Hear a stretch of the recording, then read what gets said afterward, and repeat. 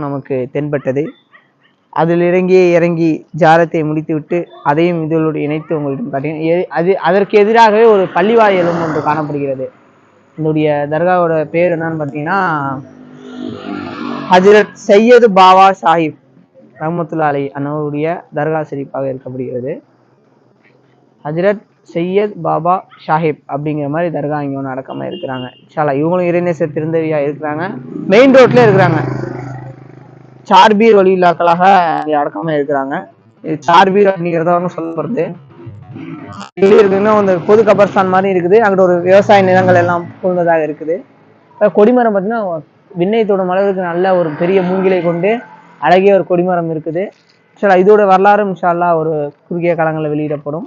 அவருடைய பூட்டியிடங்களால டீட்டெயில் நம்ம கேட்க முடியல. இன்ஷா அல்லாஹ் அடுத்ததில் நம்ம கேட்போம்.